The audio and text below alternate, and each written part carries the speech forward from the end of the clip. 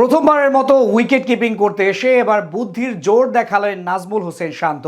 প্রতিপক্ষ ব্যাটারদের উদ্দেশ্য করে এমন এক কথা বললেন তিনি, যেটা পাল্টে দেয় পুরো ম্যাচের দৃশ্যপট।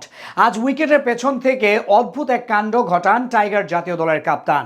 সিলেট স্ট্রাইকার্সের দুই ব্যাটারকে বলেন এক চমকে যাওয়ার মতো কথা, যার প্রভাবে পাল্টে যায় ম্যাচের মোড়। উইকেটের পেছন থেকে নাজমুল হোসেন শান্তর বিস্ময়কর মন্তব্য নিয়ে বাকিটা জানবো রিপোর্টে।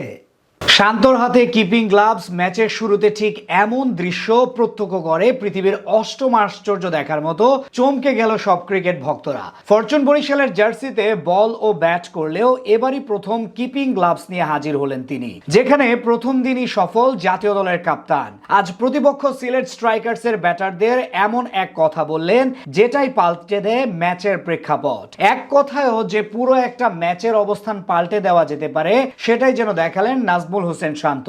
দুর্দান্তভাবে আসর শুরু করেছে ফরচুন বরিশাল। গতবারের মতো এবারও তারকা ঠাসা স্কোয়াড গড়েছে ফ্র্যাঞ্চাইজিটি।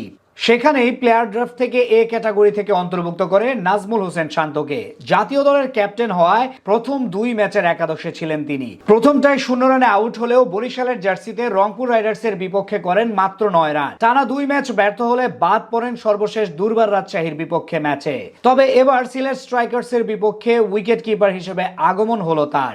আর সেই দায়িত্ব নিয়েই মাত্র একটি কথা বলে পাল্টে দেন পুরো ম্যাচ। জাতীয় দলের ক্যাপ্টেন্সি করানোর মতো আজ উইকেটের পেছন থেকে প্রতিপক্ষ ব্যাটারদের নাজেহাল করে দেন বিশেষ মন্তব্য করে।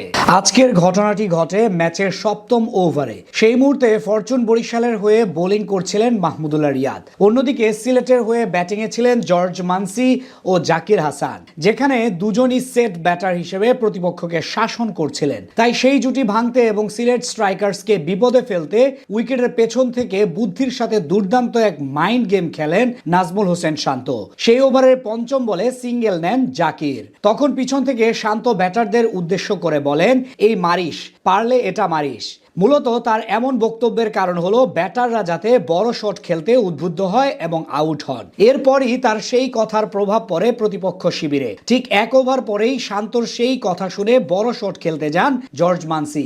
9ম ওভারে জাহানদাদ খানের প্রথম বলে লঙ্গনের উপর দিয়ে ছক্কা হাঁকাতে গিয়ে ধরা পড়েন নাইম হাসানের হাতে। মূলত সিলেটের ব্যাটাররা যেন শান্তর কথাটিকে এক প্রকার চ্যালেঞ্জ হিসেবে গ্রহণ করেছিলেন, যার উদাহরণ বলা চলে একই ওভারে রানের চাকা সতেজ রাখতে গিয়ে আউট হন অ্যারন জোন্স। অবাক করার বিষয় হলো 3 ওভার পরে গিয়েও শান্তকে জবাব দেওয়ার তাড়না ছিল জাকির হাসানের মাঝে। শান্তকে দেখিয়ে তাই এবার বড় শট খেলতে গিয়ে রিশাদের স্পিন ফাঁদে পড়ে বাউন্ডারি লাইনের কাছে ক্যাচ দিয়ে 26 বলে 25 রান করে সাজঘরে ফিরেন এই ব্যাটার। মূলত শান্ত যখন তাদের মারিস মারিস বলে উত্ত্যক্ত করার চেষ্টা করছিল, তখন মাত্র 2 উইকেটে 70 রান ছিল সিলেট স্ট্রাইকার্সের স্কোরবোর্ডে। সেখান থেকে মাত্র 19 রানের ব্যবধানে পরের 6 উইকেট হারায় ফ্র্যাঞ্চাইজিটি। বিষয়টা কাকতালীয় হলেও এমনটাই ঘটিয়েছে আজ নাজমুল হোসেন শান্ত উইকেটের পেছন থেকে।